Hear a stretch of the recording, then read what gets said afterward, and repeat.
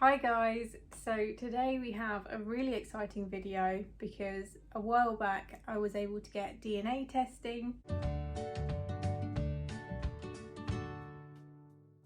Okay, so I'm going to be starting this with my Ancestry results. I don't know if you realise, but one of the main questions I get asked is where are you from? What's your ethnicity? Where are your parents from? All of these sort of questions. I get a lot of questions with the word foreigner in them. Where is your foreign blood from? Are you foreign? So now you're going to be finding out. Would you like to have a guess? I'll give you a couple of seconds. I'll hopefully be able to get a drum roll sound. For those that have been wondering, my ethnicity is... So as you can see, I am 61.6% European. The European percentage was expected. Me and my family knew that I'm over 50% European because as far as we were aware, we thought my dad was 50% British and we thought someone on my mum's side was British also. I've got my results here as well. Looking at it, we can see there's actually a bit more to it than just being British. But for those wondering about my ethnicity and percentages and stuff, I am 61.6% European, and I'm not sure if you're interested in the breakdown, but I've listed it there. And I'm 38.2% Central and South Asian. And once again, the broad places were expected, like the continent was no surprise, but I have to say the countries were actually more varied than we expected, and it's really cool to look into. I really recommend this test. I probably should have said this is the 23andMe testing, and it's really cool to find these things out. The next thing I looked into was my carrier status. So this is to do with being a carrier for certain conditions that I don't have myself, but that I could pass on to future children. So I'll pop up my results here, and I'm happy to say that it didn't come back with any variants. Now, this is really good news. It means I don't have any of the variants they tested for. However, if I flick across to one of them, and we'll look at cystic fibrosis because it's one that a lot of people know about, it says, Georgina, you do not have the variants we tested. You could still have a variant not covered by this test. So that's still good news that I don't have the variants tested for, but this test isn't fully comprehensive, and it means I could have a different variant for cystic fibrosis. I could still be a carrier, it's just that the ones they tested for I don't have. Interestingly though, if you scroll along to another well-known condition, this one is sickle cell anemia. It says here, Georgina, you do not have the variant we tested, but on this one it doesn't say about any other variants. So I'm not certain, but to me that suggests that I may not be a carrier full stop, and that they may have tested every variant for this one. I mean, I'm not certain, but that's what it seems to suggest. So they were things involving my future children, if I were to have children. And now let's look at the variants that I have. So these are conditions that may be affecting me. So one of the main ones it flagged up was celiac disease. And it says here, Georgina, you have one of the two genetic variants we tested. So celiac disease is an autoimmune condition which gives you an intolerance to gluten. Now, I'm sick a lot of the time and I have a lot of symptoms.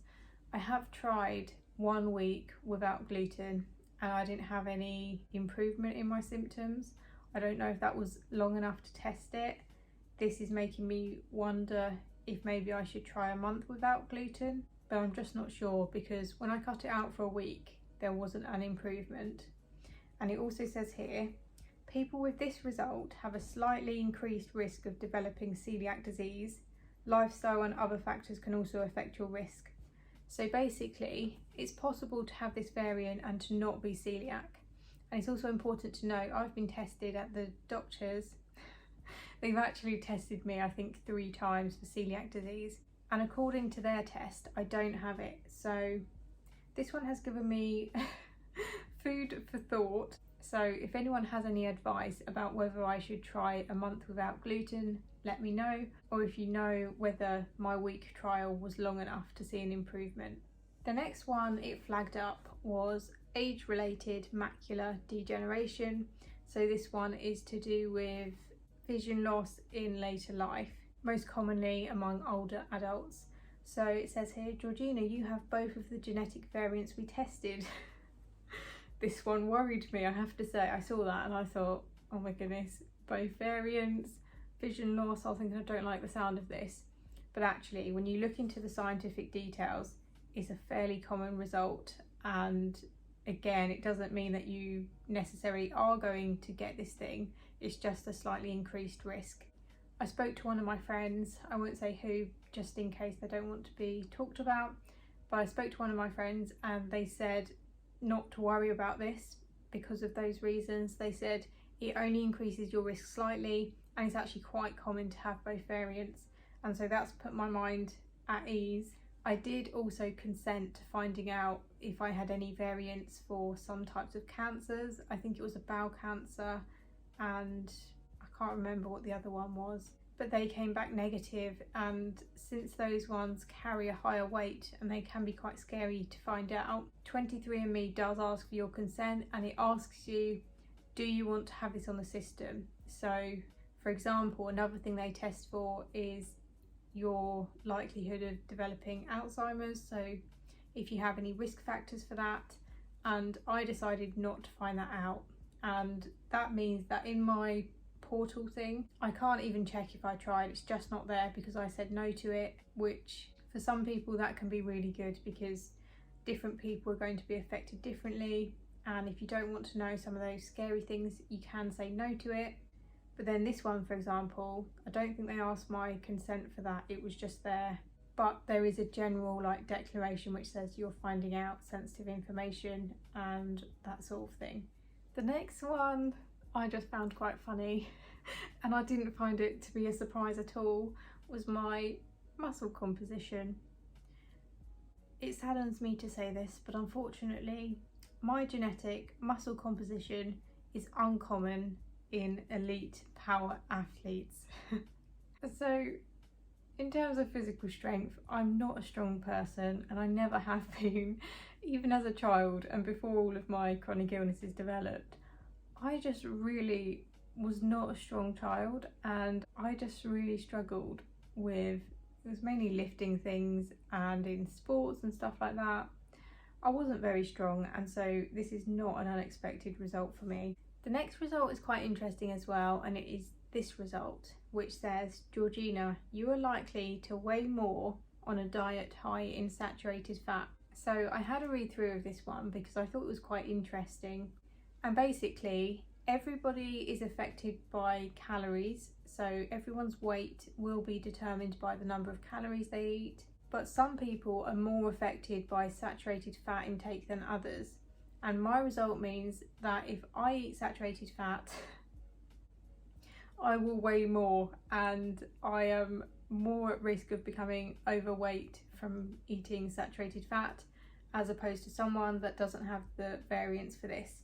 I looked into it more because I was just interested about it, and I have the variant from both of my parents. But if you look at me, you can see that I'm not overweight even though I have that result. And I think part of that is probably because I'm vegetarian, and so my diet naturally is lower in saturated fat. I feel like I've rambled way too much for this one. So moving on to some more light-hearted things, these are my physical features. So first up is cheek dimples, and my likelihood of having them was pretty split. In reality, I have I have dimples around my mouth, but I don't have cheek dimples. Moving on to hair colour, I had a 65% chance of dark brown hair, and that is exactly what I've got. Interestingly, I had an 8% chance of black hair.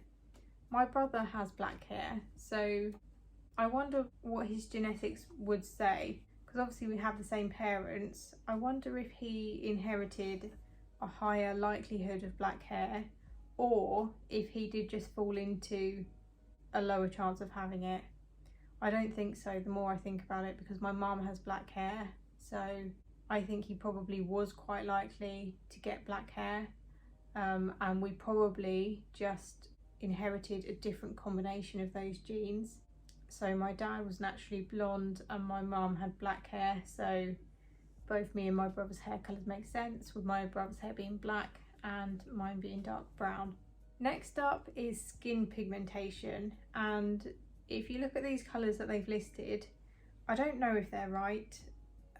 They can't be wrong or right because it's just a likelihood, so you can't say that these are wrong, because if you've got a 6% likelihood, that is still some likelihood and you could fall into that category.